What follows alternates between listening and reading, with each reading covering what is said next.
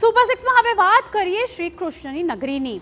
મથુરા, વૃંદાવન અને ગોવર્ધનની પરિક્રમાની મનસા રાખનારા શ્રદ્ધાળુઓ માટે એક ખૂબ જ સારા સમાચાર આપણે લઈને આવ્યા છે સુપર સિક્સમાં. અને તે છે કે હવે ભક્તોને મળવાનો છે આ પાવન નગરીના આકાશી દર્શનનો લાભ.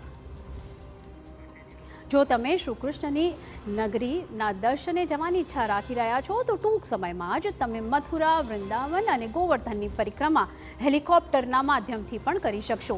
એટલે કે આકાશમાંથી રાધાકૃષ્ણના રમણીય સ્થાનકોને નિહાળી શકાશે.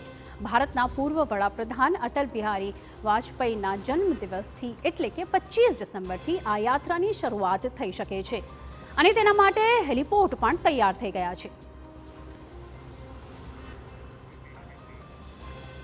કૃષ્ણનગરીના હવાઈ દર્શન માટેની આ પહેલ યોગી સરકારે કરી છે. પ્રથમ તબક્કામાં શ્રી કૃષ્ણની નગરી અને આગ્રા માટે હેલિકોપ્ટર સેવાનો લાભ મળશે. આ સેવા માટે બંને સ્થળ પર હેલિપોર્ટ તૈયાર કરી દેવામાં આવ્યા છે. આ માટે રાજસ એરોસ્પોર્ટ્સ એન્ડ એડવેન્ચર્સ પ્રાઇવેટ લિમિટેડ સાથે MOU કરવામાં આવ્યા છે.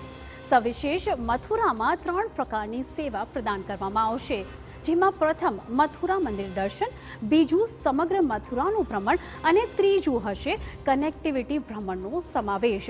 આ સમગ્રનો સમાવેશ આમાં થશે. સર્વપ્રથમ 6+1 સીટર હેલિકોપ્ટરનું સંચાલન કરવામાં આવશે. જરૂરિયાત અનુસાર હેલિકોપ્ટરની સંખ્યા અને ક્ષમતા વધારવામાં આવશે. ઉલ્લેખનીય છે કે આ પ્રથમ જ વાર છે કે જ્યારે કોઈ ધાર્મિક સ્થળની આ રીતે હવાઈ પરિક્રમાની શરૂઆત થવા જઈ રહી છે.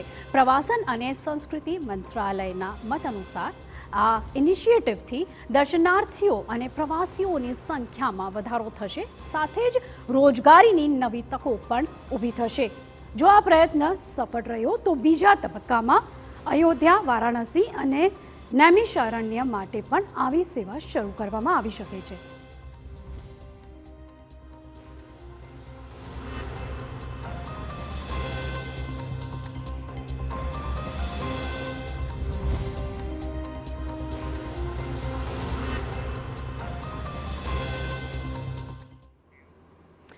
અયોધ્યા